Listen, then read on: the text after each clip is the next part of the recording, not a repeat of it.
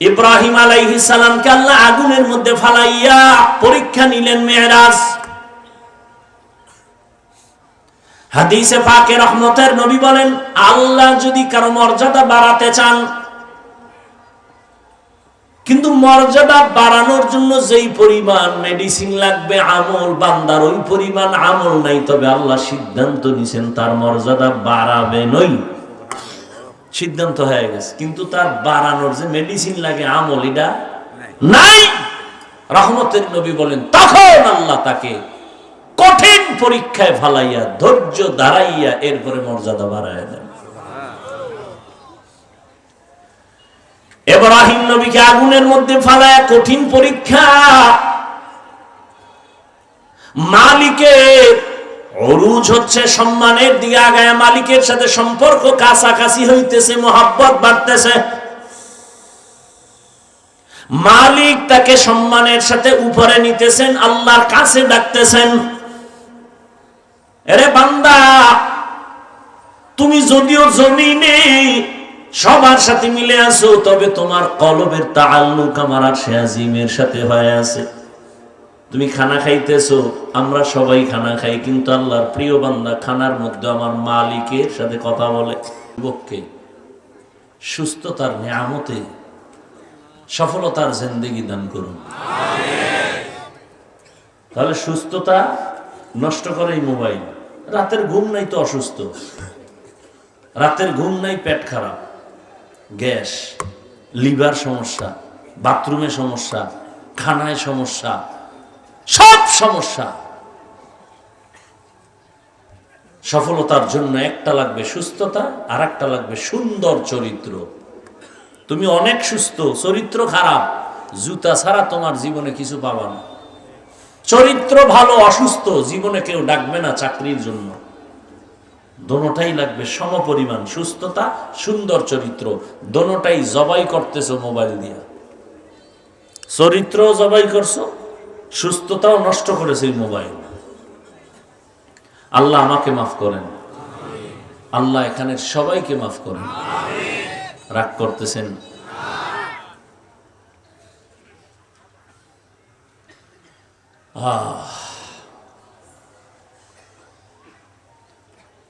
আয়াত হাদিসের তরজমা বলে ফেলেছি, উঠা বসা করলে আমি মোনাজাত দিয়ে দিব।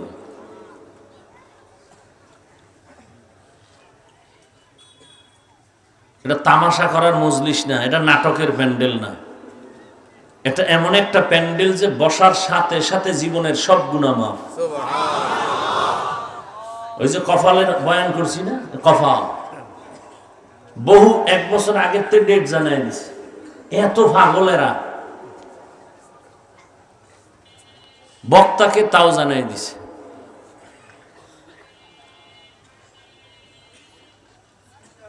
বহু মানুষ আসার নিয়ত করে আসতে পারেনি, কফাল। আর একদল আসছে ঠিক, বাসায় বইলে আসছে, ওই এলাকায় ওয়াজে যাই, কপাল খারাপ। কেন? বেহেশতের প্যান্ডেলে ঢুকতে পারেনি। এরা কই? মহিলা প্যান্ডেল তওয়াফ করে, আর কিছু আছে দোকানে দোকানে ঘুরে আর তাজা তাজা কবিরা গুনাহ করে বসে বসে। কপাল, ওর কপাল এত খারাপ যে ওয়াজের নাম নিয়ে আইসাও ঢুকতে পারেনি, ও গুনাহ করতেছে, ওয়াজে আইসাও গুনাহ করতেছে। আর একদল হাফ কপাল খারাপ, পুরা কপাল খারাপ না হইলো অর্ধেক। এই যে প্যান্ডেলে ঢুকছে ঠিক, কিন্তু ওই গজবের মোবাইল নিয়ে কলবের দরজা বন্ধ করে দিছে। তুমি মানো আর না মানো, কথা লিখে রাখো। গাঞ্জা খাইয়া বসি নাই মনে কইরো না আবল তাবল বলে গেলাম। তোমার কপাল অর্ধেক খারাপ। যারা মোবাইল হাতে নিয়ে বয়ান শুনতেছো, কলবের দরজা তোমার বন্ধ। হেদায়েত দেওয়ার মালিক পৃথিবীর কেউ না, বলার দায়িত্ব আমার, বলে গেলাম। সবাই মানলে তো পুরা দেশ ইসলামী হয়ে যায়, তাই তো এত আন্দোলন লাগে না। একজনে ভিক্ষা করতে যাইয়া এরপরে ভিক্ষা লাগবে না, কুত্তা ফিরা। তো এখন দেশের পরিস্থিতি এরকম হয়েছে, আমরা ভিক্ষা চাই না, কুত্তা ফিরাও। স্বাধীন স্বাধীন করে চিল্লাইছ, কি হয়েছে স্বাধীন? মুসলমান স্বাধীন বলে চিৎকার দিবে, স্বাধীন। এ জমিনে ইসলামের স্বাধীন হবে যেদিন। কিসের স্বাধীন?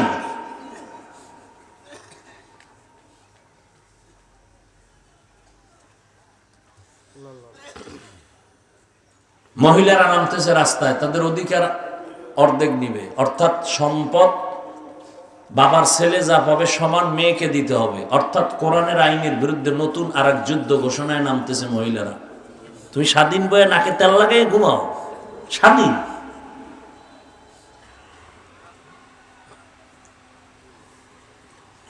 আল্লাহ হেদায়েত দান করুন। অজের প্যান্ডেলে রাজনীতির ওয়াজ চলবে না, তাই তো? মসজিদে রাজনীতি চলবে না, তো রাজনীতির লোকেরা কেন ভোট চায়? ওয়াজের প্যান্ডেলে বয়ান চলবে কোরআন সুন্নাহর আমলের কান্নার বয়ান, সেখানে কেন রাজনৈতিক নেতা বক্তব্য দেয়? আর হুজুর বলবে আপনি কোনো কথা বলবেন না রাজনীতির। কি বুঝাতে চাও? ওই চান্দাবাজার ধান্দাবাজেরা বুঝাতে চায় ইসলাম আর রাজনীতি এক নয়। হ্যাঁ, তোমার দুর্নীতিবাজের এই ধান্দাবাজি আর ইসলাম এক না। মদিনার ইসলাম, মদিনার রাষ্ট্র পরিচালনা সুলাইমান নবী গোটা দুনিয়া চালাইছেন, ইউসুফ নবী মিশর চালাইছেন। এই রাজনীতি আর ইসলাম দোনোটা এক। নামাজ যেমন ইসলামের অংশ, রাজনীতি ইসলামের অংশ। যদি কেউ বলে আমি ইসলামের রাজনীতি মানি না, সাথে সাথে বেঈমান।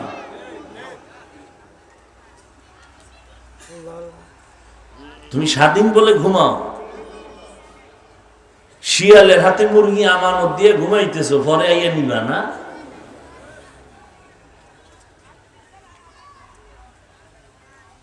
আল্লাহ হেদায়েত দান করুন। ওয়ামা আরসালনাকা ইল্লা রাহমাতাল লিল আলামিন। এই আয়াতের উপরে আমি আলোচনা করব, হাদিসের উপরে 5 মিনিট কথা বলবো। হাদিসের উপর নবী বলেন, কুল্লু উম্মতি ইয়াদখুলুনাল জান্নাতা ইল্লা মান আবা। সব উম্মত জান্নাতে যাবে, যারা নবীকে মানে না তারা জান্নাতে যাবে না। কিলা মান আবা, সাহাবায়ে কেরাম বললেন ইয়া রাসূলুল্লাহ, কারা আপনাকে মানে না, অস্বীকার করে, তাদের পরিচয় দেন। রহমতের নবী জবাবটা ডাইরেক্ট না দিয়া মাঝখানে একটা মহব্বতের আওয়াজ দিয়ে দিলেন, মান আতাআনি দাখালাল জান্নাহ। যে আমি মুহাম্মদের অনুসরণ করবে সে জান্নাতি। আপনাদের থেকে জবাব চাইতেছি। সাহাবায়ে কেরাম প্রশ্ন করলেন, নবী আপনাকে মানে না তারা কারা? নবীজি ডাইরেক্ট জবাব দেওয়ার আগে বললেন, যারা আমার অনুসরণ করবে তারা জান্নাতি। বুঝা গেল যারা নবীর অনুসরণ করে তারা নবী মানে। রহমতের নবী বললেন, যারা আমার অনুসরণ করবে তারা জান্নাতি। আপনাদের থেকে বলেন এই কথার বিপরীত কথাটা কি হবে? ঘুমাইতেছেন? যারা নবীর অনুসরণ করবে তারা জান্নাতি, এই কথার বিপরীত দাঁড়ায় যারা নবীর অনুসরণ করে না তারা জান্নাতি না। তবে নবীজি এই কথা বলেন নাই যারা আমার অনুসরণ করে না তারা জান্নাতি না। নবী এই কথা বলেন নাই। খুব খেয়াল করেন কিন্তু।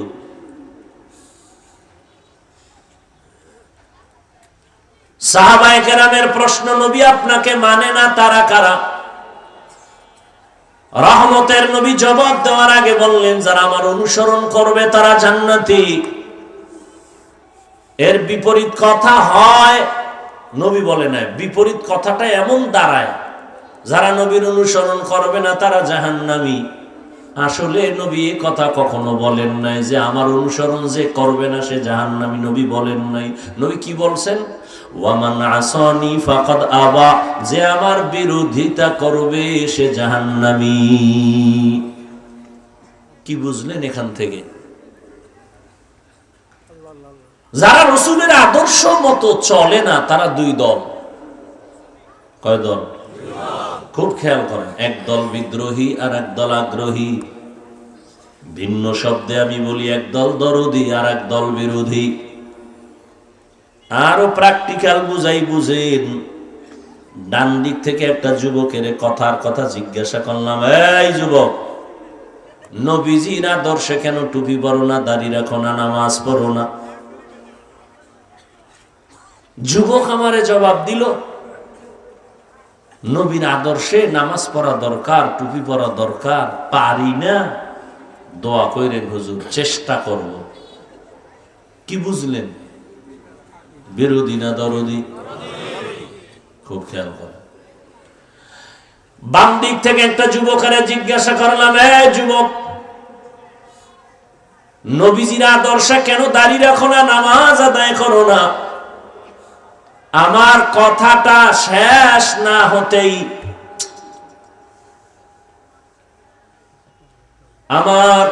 শেষ না হতেই যুবক জবাব দিল, দাড়ি না রাখলে অসুবিধা কি, নামাজ না পড়লে অসুবিধা কি? আপনারাই জবাব দেন, এই যুবকের কথার দ্বারা কি প্রমাণ হলো সে আগ্রহী নাকি বিদ্রোহী? এখানে অপারেটর নাই?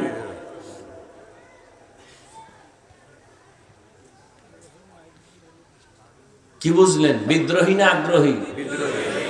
ভালো করে মনে রাখবেন, বিদ্রোহী রসুলের আদর্শের ক্ষেত্রে বিদ্রোহীর আর এক নাম বেঈমান।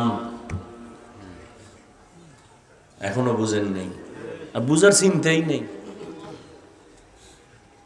কিভাবে আছেন আল্লাহ জানে।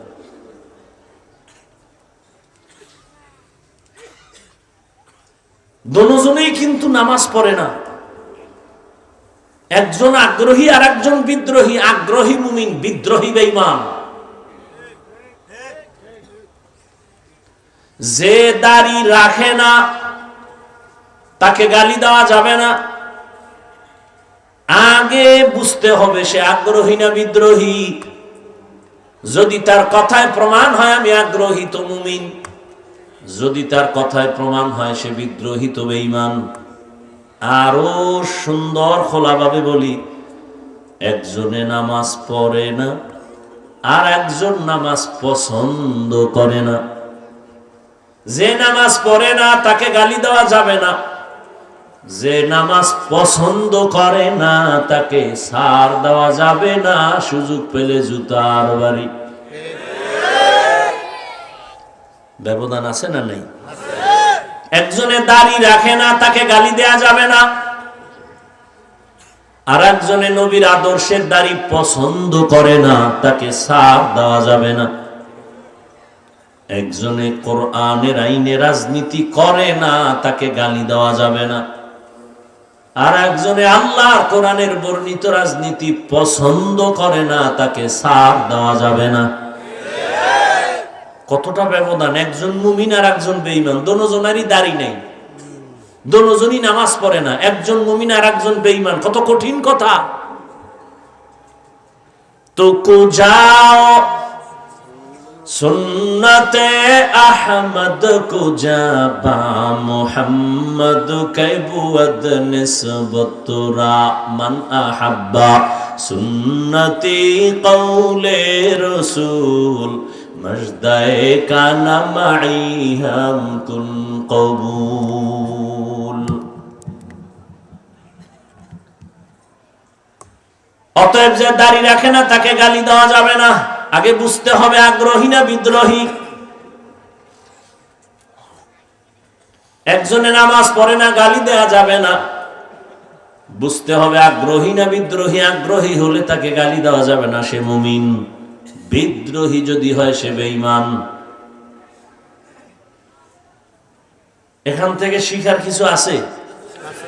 কি আছে? একটা লোক নামাজ পড়ে না, রে গালি। একটা লোক দাড়ি রাখে না, তারে গালি। খবরদার, যে দাড়ি রাখে না তাকে গালি দেয়া যাবে না, দাড়ি পছন্দ করে না তাকে ছাড় দেয়া যাবে না।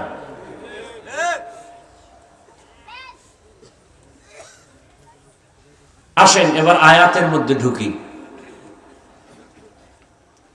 وما أرسلناك إلا رحمة للعالمين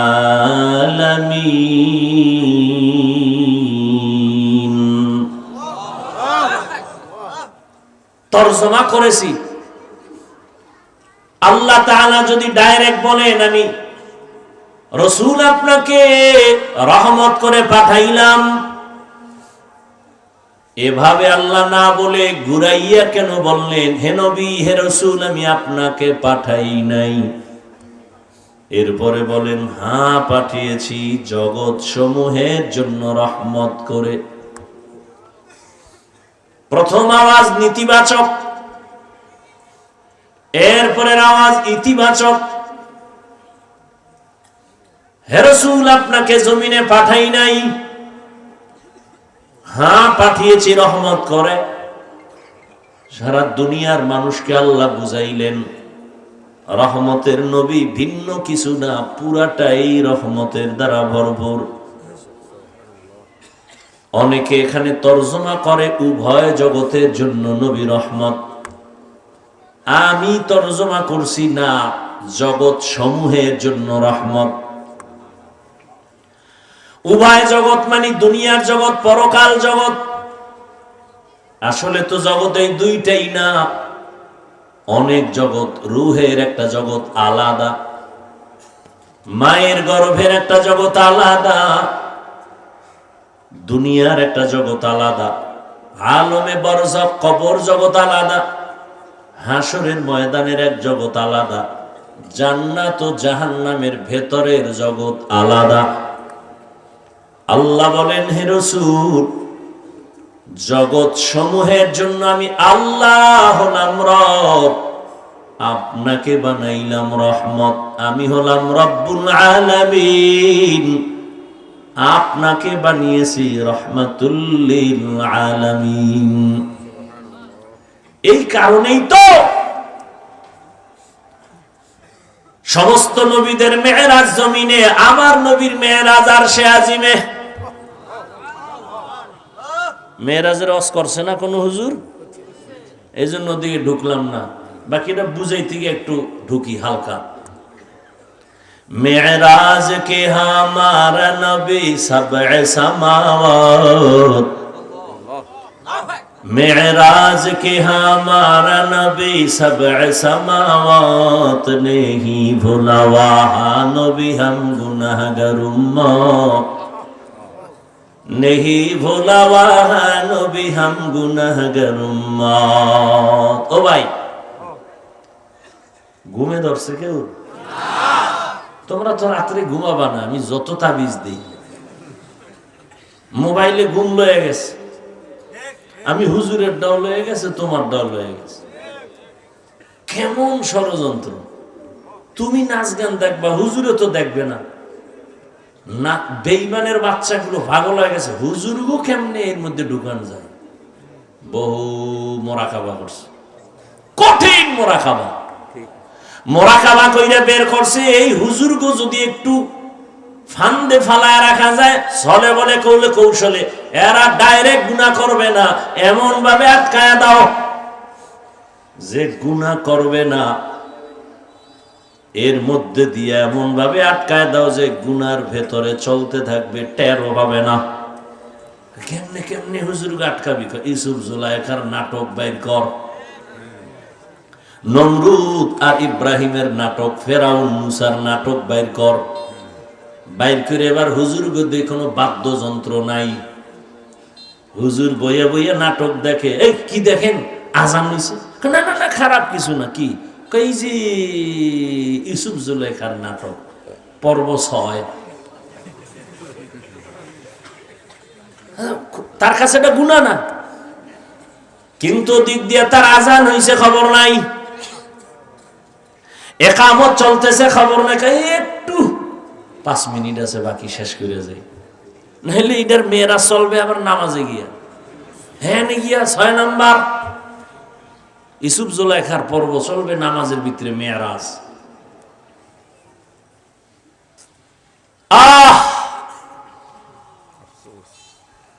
সমস্ত নবীদের মেয়েরাজ জমিনে, রহমতের নবীর মেয়েরাজ হলো আরশে আজিমে। সমস্ত নবী রাসূলদের মেয়েরাজ হলো ইমতিহান, রহমতের নবীর মেয়েরাজ হলো ইনআম। সমস্ত নবী রাসূলদের মেয়েরাজ হলো পরীক্ষা, আর আপনার আমার রহমতের নবীর মেয়েরাজ হলো পুরস্কার।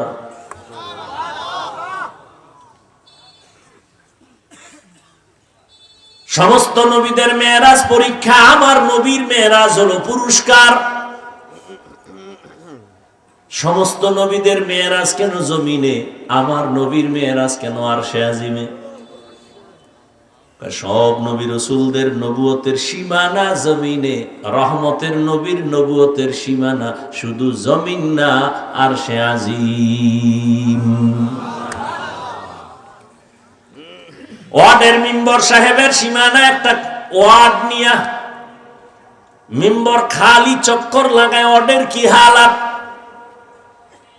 অন্য ওয়ার্ডে গেলে আর এক মিম্বর কয় তুমি আমার দিয়ে চোখ দাও কেন, তোমার খবর লও। চেয়ারম্যান সাহেব আর একটু বাইরে ঘুরে, কেউ তোমার এত পেরেশানি কেন, কয় তুমি এক ওয়ার্ড নিয়ে আসো, আমি পুরো ইউনিয়নের জিম্মেদারি নিয়ে আসি, আমি সব ঘুরে ঘুরে মানুষের খোঁজ নেই। আবার মন্ত্রী সাহেবের পুরা এরিয়া হলো দেশ নিয়া, উনি দেশের নিয়া ভাবে, খবর নেয়। সরকার প্রধানের এই চিন্তা, মেম্বারের চিন্তা আমার ওয়ার্ডের কি হালাত, চেয়ারম্যানের চিন্তা আমার ইউনিয়নের কি হালাত, এমপির চিন্তা আমার থানার আসনের কি হালাত, সরকারের চিন্তা হলো গোটা দেশের কি হালাত। মুসা নবীর নবুয়তের এরিয়া এতটুকু, সে এতটুকু নিয়ে ভাবেন। ঈসা নবীর নবুয়তের এরিয়া যতটুকু, ওই অতটুকু এরিয়া নিয়ে ভাবেন। আল্লাহর নবীরে নবুয়তের এরিয়া দিছেন সব জমিন, এরপরে লৌহ কলম আরশে আজিম। আল্লাহ কয় নবী এবার আসেন, আপনার নবুয়তের শেষ সীমানাটাও দেখে নেন। সমস্ত নবীদের মেয়েরাজ হলো পরীক্ষামূলক। ইউনুস নবীর আবার আল্লাহ মাছের পেটে ঢুকাইয়া পরীক্ষা নিলেন। মেয়েরাজ, মেয়েরাজ মানে উরুজ থেকে মেয়েরাজ, উরুজ মানে সম্মানের লাইনে উপরে যাওয়া। এটা আবার দুই প্রকার, জাহিরি বাতিনি। মেয়েরাজ দুই প্রকার, জাহিরি বাতিনি। সমস্ত নবীদের মেয়েরাজ আল্লাহ আমার আপনার নবীরে জাহিরি এবং বাতিনি দুটোটা মেয়েরাজ দান করলেন। জাহিরি ভাবে সম্মানের লাইনে উপরে যাওয়া, বাতিনি ভাবে সম্মান উপরে উঠা। বাতিনি ভাবে কেমন বলে, একই দস্তারখানের মধ্যে সব নবী সাহাবারা বসা, তবে নবীর মর্যাদা বেশি। ময়দানে সব একাকার হয়ে বসছেন, একই সাথে বসা, তবে কোরআনওয়ালা আলেমের মূল্য বেশি। মসজিদের মধ্যে সব মুসল্লিরা বসা, তবে ইমামের মর্যাদা বেশি। এই উরুজ হলো জাহিরি, বাতিনি আর জাহিরি হলো আল্লাহ তাআলা সম্মানের লাইনে নিয়ে যাইতেছেন রহমতের নবীরে, আসমান ভেদ করে আরশে আজিমে। এই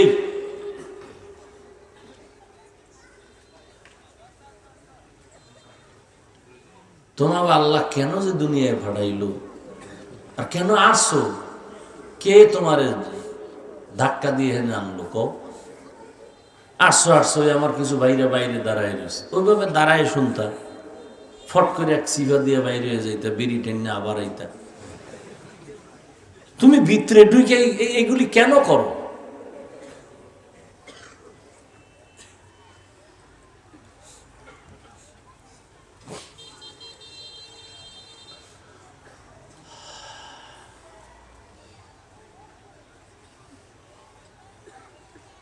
ইব্রাহিম আলাইহিস সালামকে আল্লাহ আগুনের মধ্যে ফালাইয়া পরীক্ষা নিলেন মেরাজ। হাদিসে পাকে রহমতের নবী বলেন, আল্লাহ যদি কারো মর্যাদা বাড়াতে চান, কিন্তু মর্যাদা বাড়ানোর জন্য যেই পরিমাণ মেডিসিন লাগবে আমল, বান্দার ওই পরিমাণ আমল নাই, তবে আল্লাহ সিদ্ধান্ত নিছেন তার মর্যাদা বাড়াবেনই। সিদ্ধান্ত হয়ে গেছে, কিন্তু তার বাড়ানোর যে মেডিসিন লাগে আমল এটা নাই। রহমতের নবী বলেন তখন আল্লাহ তাকে কঠিন পরীক্ষায় ফালাইয়া ধৈর্য দাঁড়াইয়া এরপরে মর্যাদা বাড়াইয়া দেন। ইব্রাহিম নবীকে আগুনের মধ্যে ফালায়া কঠিন পরীক্ষা, মালিকের উরুজ হচ্ছে, সম্মানের দিকে আগায়, মালিকের সাথে সম্পর্ক কাছাকাছি হইতেছে, মোহাব্বত বাড়তেছে, মালিক তাকে সম্মানের সাথে উপরে নিতেছেন, আল্লাহর কাছে ডাকতেছেন, এরে বান্দা তুমি যদিও জমিনে সবার সাথে মিলে আছো, তবে তোমার কলবের তাআল্লুক আমার আরশে আজিমের সাথে হয়ে আছে। তুমি খানা খাইতেছো, আমরা সবাই খানা খাই, কিন্তু আল্লাহর প্রিয় বান্দা খানার মধ্যে আমার মালিকের সাথে কথা বলে, খানা খায় খায় খায় খায়, এর মধ্যে আবার আল্লাহ কয়ে ডাক দেয়, দেয় না? খানা খায় বিসমিল্লাহ ছাড়া বলে না, লাকাল হামদু ওয়া লাকাশ শুকর, মাওলার সাথে কথা চলতেছে। অরুজ ইসমাইল নবীর সাথে আল্লাহ মেরাজ দিলেন, উরুজ দিলেন, সম্মান বাড়ালেন, সুরির নিচে ঢুকাইয়া পরীক্ষায় ফালায়, এবার তোমার উরুজ হবে। জাকারিয়া আলাইহিস সালামের গলায় ছুরি লাগাইয়া আল্লাহ উরুজ দেখায় দিলেন, মেরাজ। আর আমার নবীরে আল্লাহ এতটা আদর করেছেন, সব নবী রাসূল আল্লাহর বন্ধু, সব আল্লাহর বন্ধু। মুসা নবী আল্লাহর বন্ধু, ইব্রাহিম আল্লাহর বন্ধু, ঈসা আল্লাহর বন্ধু, মুসা আল্লাহর বন্ধু, দাউদ আল্লাহর বন্ধু, সুলাইমান আল্লাহর বন্ধু, আমার নবী আল্লাহর বন্ধু। তবে ব্যবধান, সব নবী রাসূল আমার আল্লাহ তাআলার আশিক, আর আমার আল্লাহ শুধুমাত্র মুহাম্মদের আশিক। ব্যবধান আছে না নেই?